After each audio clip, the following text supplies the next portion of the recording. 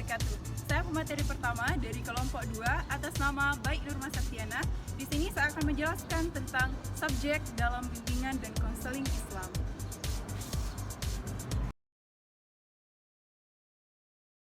Siapakah yang menjadi subjek dalam bimbingan dan konseling Islam? Nah, teman-teman di sini yang menjadi subjek dalam bimbingan dan konseling Islam adalah manusia itu sendiri. Tepatnya adalah seorang konselor. Seorang konselor adalah pihak yang membantu klien dalam proses konseling. Seorang konselor ini bertindak sebagai fasilitator bagi klien. Selain itu, ia juga bertindak sebagai penasehat, sebagai guru, dan sebagai konsultan yang membantu klien dalam mengatasi masalahnya. Nah, kemudian apakah karakteristik dan peran serta fungsi dari seorang konselor tersebut? Di sini menurut Kat Rogers, memberikan karakteristik dari seorang konselor itu ada 3. Yang pertama yaitu congruence.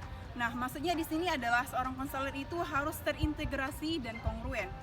Yang terlebih dahulu seorang konselor itu harus menerima dirinya sendiri. Yang kemudian antara perasaan serta pikiran dan pengalamannya itu serasi, sehingga ia benar-benar menjadi dirinya sendiri tanpa menutupi kekurangan yang ada dalam dirinya. Kemudian karakteristik yang kedua adalah unconditional positive regard. Seorang konselor itu harus mampu menerima serta respect terhadap kliennya, sehingga ia dapat membantu sang kliennya mengembangkan dirinya, memberikan pujian serta cinta kepada kliennya tersebut. Nah, karakteristik yang ketiga dari seorang konselor itu adalah empati. Empati di sini berarti seorang konselor yang mampu memahami sang klien dari sudut cara pandang berpikirnya. Nah, maksudnya di sini adalah seorang konselor itu merasakan dunia dari sudut pandang dunia kliennya tanpa kehilangan jati diri seorang konselor tersebut.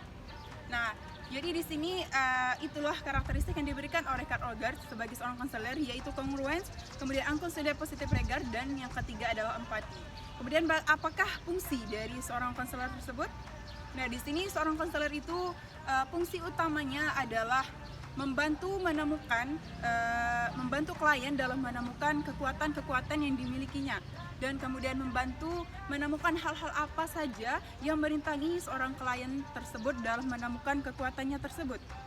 Nah, yang terakhir yaitu dia membantu seorang kliennya dalam menemukan jati dirinya, sehingga seorang konselor mampu memberikan kepercayaan kepada sang kliennya dalam mengembangkan dirinya menjadi yang lebih baik lagi dan mampu mengatasi masalah yang sedang dihadapi oleh sang kliennya tersebut. Sekian penjelasan dari saya tentang subjek dalam bimbingan dan konseling Islam. Wassalamualaikum warahmatullahi wabarakatuh.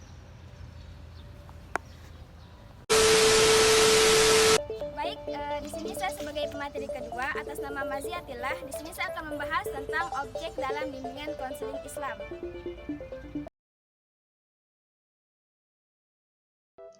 Materi berikutnya di sini adalah objek dalam bimbingan konseling Islam. Nah, di sini yang menjadi objek dalam bimbingan konseling Islam adalah klien itu sendiri, yang dimana klien adalah orang yang dibantu dalam proses konseling tersebut. Klien biasanya disebut juga konseli, yang dibantu dalam proses konseling tersebut. Yang membantu disebut konselor, yang dibantu disebut konseli. Nah, di sini konseli juga harus mengikuti prinsip-prinsip yang ada dalam konseling Islam tersebut, karena kegiatan konseling ini bukan hanya pekerjaan konselor saja, akan tetapi konseli juga berperan sangat besar dalam penyelesaian masalah tersebut. Apabila hanya konselor saja yang bersemangat untuk menyelesaikan masalah, sedangkan konselingnya hanya berdiam diri, menangis, meratapi nasib, tidak mau terbuka kepada konselor, maka kegiatan konselingnya tidak akan berjalan efektif. Nah, kemudian konselor juga harus profesional dalam menghadapi klien, karena apabila konselornya profesional, maka kegiatan konselingnya akan lebih berhasil. Nah, kemudian hal yang mendukung keprofesionalan konselor di sini adalah pengetahuan psikologis. Apabila konselor memiliki pengetahuan psikologis yang luas, itu akan sangat membantu dalam membaca konseli tersebut dari mimik wajahnya, gerakan matanya, atau membaca mental dari konseli tersebut. Apabila konselor tersebut memiliki pengetahuan psikologis yang luas, maka itu akan lebih dapat membantu dalam penyelesaian masalah tersebut. Nah, kemudian di Di sini ada beberapa prinsip yang diutarakan oleh Sutoyo mengenai konseli tersebut. Yang pertama di sini Allah telah menetapkan sunatullah. Jadi ketika kita dizolimi oleh seseorang, kita tidak perlu takut karena sesuatu yang kita perbuat akan kembali kepada kita. Ketika kita melakukan sesuatu yang baik, maka kebaikan itu akan kembali kepada kita. Ketika kita melakukan sesuatu yang buruk, maka keburukan itu akan kembali kepada kita. Jadi ketika kita dizolimi oleh seseorang, kita tidak perlu takut dan tidak perlu membalasnya. Biarkan sunatullah yang membalas semuanya. Nah, kemudian prinsip yang kedua yang berkaitan dengan konseling, yang kedua di sini manusia dibekali akal dan hati nurani. Jadi kegiatan konseling harus dimantapkan dengan akal dan hati nurani yang sehat. Nah, kemudian yang ketiga di sini konseli harus diingatkan untuk terus bersyukur kepada Allah dan berbakti kepada kedua orang tua, karena kita tidak akan mungkin ada di dunia ini tanpa diciptakan oleh Allah melalui perantara kedua orang tua. Nah, kemudian yang keempat di sini manusia diciptakan dengan fungsi atau kelebihan yang berbeda-beda. Jadi ketika kita menemukan kekurangan yang ada dalam diri kita, kita tidak perlu sedih karena di situ pasti ada kelebihan yang Allah berikan kepada kita. Jadi setiap manusia punya kelebihan dan kekurangan yang berbeda-beda. Kita tidak perlu sedih dengan kekurangan yang kita miliki. Pasti ada kelebihan yang orang lain tidak miliki. Kelebihan yang ada di diri kita tetapi orang lain tidak memiliki itu. Nah, itu saja yang bisa saya sampaikan. Kurang lebihnya mohon maaf. Materi berikutnya akan disampaikan oleh pemateri yang terakhir. Sekian dari saya. Assalamualaikum warahmatullahi wabarakatuh. Baik, saya sebagai pemateri ketiga atas nama Abdul Ghafur yang akan menjelaskan mengenai ruang lingkup dalam bimbingan konseling dan Islam.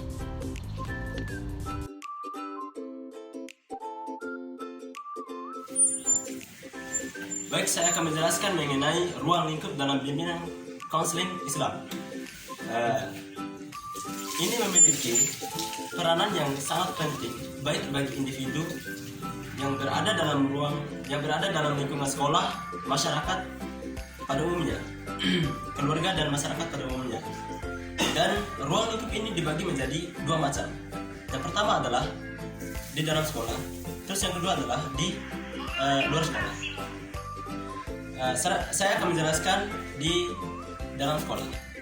Di dalam sekolah ada 3 bidang. Yang pertama, bidang kurikulum dan pengajar. Bahwasanya kita harus mampu mengajarkan sesuatu kepada siswa dan mengembangkan ilmu pengetahuan kita kepada mereka, yaitu seperti misalnya ini sikap, keterampilan, dan kita harus mampu berkomunikasi dengan mereka. Kemudian yang kedua adalah bidang administrasi. Bahwasanya seseorang harus mampu mengelola dan bertanggung jawab atas apa yang diamanatkan olehnya, yaitu dia harus mampu mengelola sesuatu. Contoh yaitu mengembangkan pengembangan staf, pembiayaan, perencanaan, dan yang terakhir adalah pengawasan. Kemudian yang ketiga adalah bidang kesiswaan. Bahwasanya bidang ini meliputi berbagai fungsi dan kegiatan yang mengacu kepada siswa agar siswa tersebut dapat berkembang sesuai dengan bidang dan berkembang sesuai dengan cita-cita dan minatnya masing-masing. Kemudian yang nomor B atau poin yang kedua adalah di luar sekolah. Bahwasanya di dalam sekolah tidak hanya warga yang di dalam lingkungan sekolah saja, akan tetapi di lingkungan luar sekolah pun ada masyarakat yang berbagai macam banyak masalahnya. Dan dari sini kita perlu menuntaskannya atau menyelesaikannya dengan secara bersama. Mungkin itu saja yang bisa saya sampaikan. Wassalamualaikum warahmatullahi wabarakatuh.